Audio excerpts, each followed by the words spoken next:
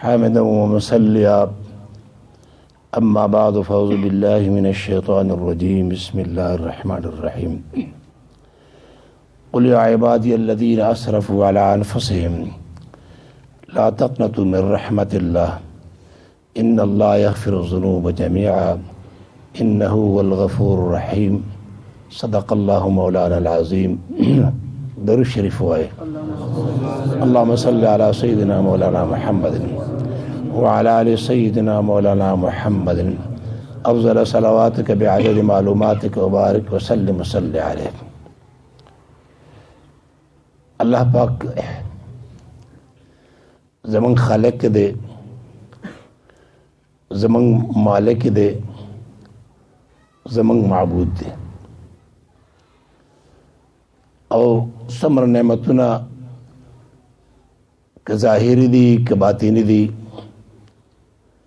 چې موږ سره موجود دي، دا ټول من جانب الله دی، دا د الله د طرف نه راکړي شوي شیزونه دي.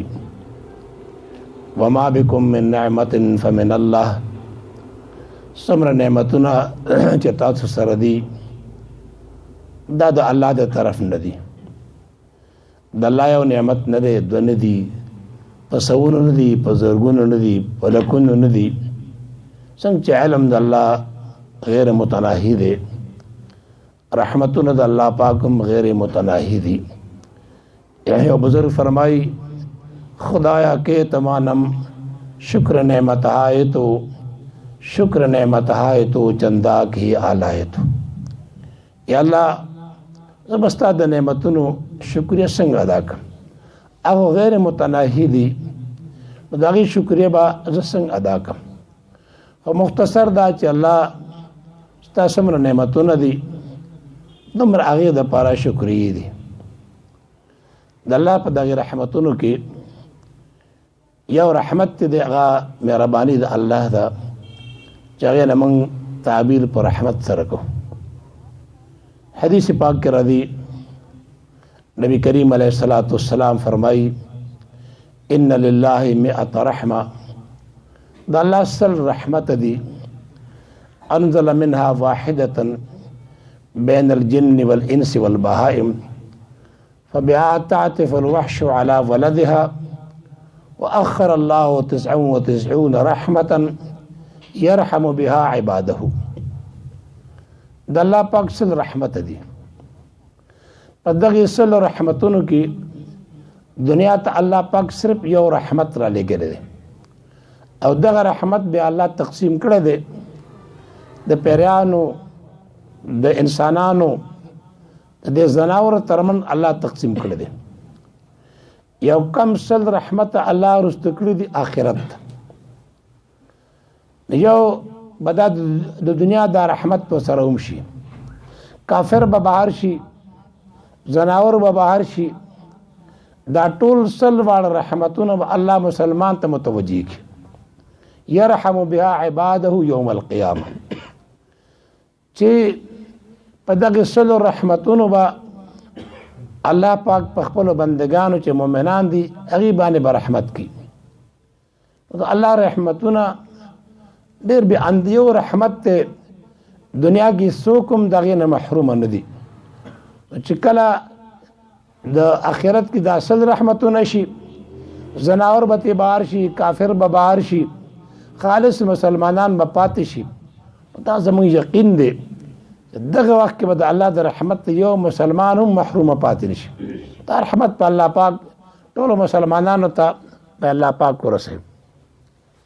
په دومره دا چې یو سړی یو مجلس ته راغی، یو کلي ته راغلی، یو محلې ته راغلی، جومات ته راغلی، حجرې ته، هغه تږی دی، خو هغه چاته نه وایي چې مال اوبه راکړه، نه چا نه اوبه غواړي، نه خپله اوبه پسې پاسي، یا مثلا اوږې دی او دی نه چا نه مطالبه هم نه کوي چې اوږې خپل هم حرکت نه کوي، دی به دغه شان تږی به وي، اوږې به وي، دا تنده لوږه به یې ختمه نه شي.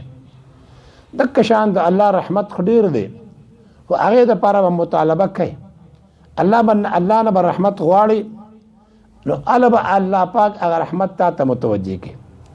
مولانا روم رحمت الله علیه یو قصه نقل کړي، و یو حلوایو دغه بچو دی حلوایی به کور کې حلوا تیار کړه، بیا به غله چبړې کې واچوله، دا د کوڅو کې ګرځاوه. خدای به ورته چې لکه ماښام به دی باندې دومره پیسې مال راکړي، مثلا 10 روپۍ به راړې 20 به راړې، تعداد یې ورته خور. دا ماشوم په یو کوڅه باندې ورلې، یو صاحب ته راووته، چېرې ماله حلوا راکړه. ده والا حلوا ورکړې ده. بیا د ماشوم ته وایي بچې ته دا کوڅه وګورې، چې واپس راځې به تاله پیسې درکړم. چې واپس ماشوم راغی، بیا د کور والا ته اواز کړی دی، دی راوته چې ماله پیسې راکړه. اوس دغه سره پیسې نه وي، اوس دغه ماشوم جړه په جړه شوی دی. ده ته وایي چې دا خو ما ته پلار تعداد خولی دی چې دومره پیسې به ماښام ماله راکوي، اوس ټولې پیسې ما برابرې کړي دي، صرف تا چې کوم حلوا خوړل ده د هغې پیسې پاتې دي. دغه ځای کې دا ماشوم د کور والا ته جاړي، کور والا الله ته جاړي. خدای اوس دا ماشوم هم جاړي، دی پوهېږم نه. الله پاک غیبي اسباب مهیا کړل، او یا د ملائک په لاس باندې یا د یو بنده صالح په لاس باندې الله هغه رقم د صاحب کور ته ورکړ، او دی د دې ماشوم له ورکړ. مولانا روم فرمای گر نگریت کی کودا کی حلوا فروش، رحمت حق در میں آیت بجوش. کچرتا دغه حلوا خرڅون کی بچی جړل نه، تو الله رحمت خو جوش کی نه راته. چې دغه ماشوم جړه شروع کړه او دغه سلیم جړه شروع کړه، د الله رحمت په جوش کې راغی، د پیسو تنظیم وشو. بیا فرمای گر نگریت کی کودا کی گر نگریت تفرق کے جوشد لبن، گر ننالد ابر کے خندت چمن. وی کچرتا ماشوم جاړي نه، د مور په سینه کې پای نه راپورته کی. چې کله ماشوم جړه شروع کی، ماشوم مور پکټ کې واچي، زانګو کې واچي، خپل کار کوي.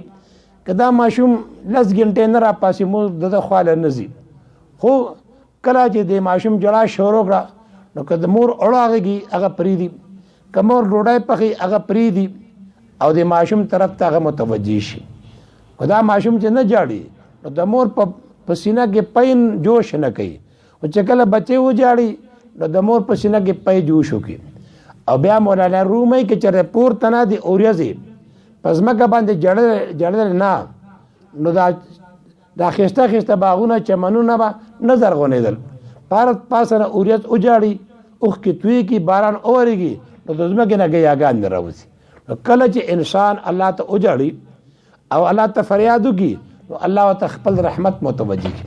بستامي رحمت الله علیه دا د شهر بستام ډېر لوی عالم بزرګ، دغه بستام ته یو فاحشه زنانه راله، او دغه ښار کې هغې زنا شروع کړه، او 200 درهمه به اغوستل. خلک به راته ټول ښار په دې عمل باندې اخته شو. بستامي رحمت الله علیه ته چا شکایت وکړو چې زنانه راغلی ده او ټول ښار په ګناه باندې راړولی دی. بس دی لاړ شو مازدیګر، خپله مصلی ځان سره واغسته، او د هغې زنانه چې کوم محل و د هغې په ګیټ کې مصلی وغوړوله، ناسته ذکر کوي. خلک راځي چې هغه ګوري. پخوا خلکو کې حیا وه، د مشر نه د عالم نه به خلکو حیا کوله. که چېرته چا به جواري کوله، مشر به ولید هغه به وتښتېده، که چېرته عالم به ولید هغه به وتښتېده، که چا لاس کې به سګرټ و عالم به ولید هغه به وغورځو. دا شپه نیمې له لړه دا زنانه د خپلې نوکرې ته وایي وینځې ته چې نور کله خو دومره خلک راځي او نن شپه نیمې ته لړه څوک هم رانهله، ته ورشه بار څه واقعه ده. چې راله هغې ورته وایي نیکي بار د دروازه کې د دې ښار یو ډېر لوی بزرګ ناست دی، نن څوک راځي نه په تمه کېږم. دا د خپلې وینځې ته وایي چې ته لاړ شه، د مولانا ته وایي دا ستا د راتلو ځای نه دی، او ته دلته نه پاسه ځه. دا زنانه دا وینځه راله او د بستامي صاحب ته وایي چې ته پاسه، او دا ستا د راتلو ځای نه دی. دی ورته وایي ستا دا نیکه څه غواړي؟ د څه شرط دی؟ دا خو 200 درهمه غواړي، نو که تا سره 200 درهمه یې ورکوم ولکه. بستامي رحمت الله علیه دننه لاړ شو او دې زنانه له 200 روپۍ ورکړي. بیا ورته وایي چې ستا د دې بدن اختیار زما شي. هغې به ته او ورته وایي چې لاړه شه والله هم به غسل وکړه، دا تا چې کم کپړې اغوستې دي دا بدلې کا نور پاکې کپړې واغونده تر غسل وکړو کپړې بدل کړي بستامي رحمت الله علیه وتخپل مصلی وغړولا غیر شدی باندې 2 رکعات نفل نه تر دا مستودره دا او دیوته شاته ناشته د شعر وای آج کارمبود آخر کردمش وزنا سوی نماز آوردمش خدا زما چې کم کارو د زنانه می مصلی تراوسته ما خدغه زما واس کې دغه د زنانه می مصلی تراوسته بس رجوع قلب انکاری ترا قلبها قلبت فعل مصطفى خدا درونو دا اړول خو تا پلاس کې دي ان مسلم شریف حدیث ته ان قلوب بني آدم بين اصبعي الرحمن يقلبها كيف يشاء د بني آدم د اړونو د الله د دوه غوتو ترمن دي الله چې کم طرف ته اوړي هغه طرف ته اړي نو دی وای چې خدایا زما خو د وس کې دغه چې د زنانه می مصلی تراوله راوسته اوس د دې د اړول دا ستا په لاس کې دي خدایا د حضور پاک په خاطر باندې د دې خځې د د دین تراوړي دلته هغه 2 رکعات نفل ختمي بستامي رحمت الله علیه هغه دعا ختمي الله رحمت هغه غوته دی ولا غواړي الله رحمت متوجه شه هغه مصلی باندې د خپل بد اعمالینه توبه وباسره او د بستامي رحمت الله علیه باندې بیا په دغه خار کې د یو ډیر لوی عابده زاهده خزوه مطلب مدارې د خدای خو رحمتونه ډیر دي دې کې شک نشته او د الله نه د الله رحمت غواړي الله به رحمت پیلاوي کمن استغنا کو الله نه د الله رحمت نه غواړو مثال هم دغه تګي دی چې تګي دی خو چانه بنه غواړي او کې د چانه ډوډۍ نه غواړي د کلوګه تند کې به مړ شي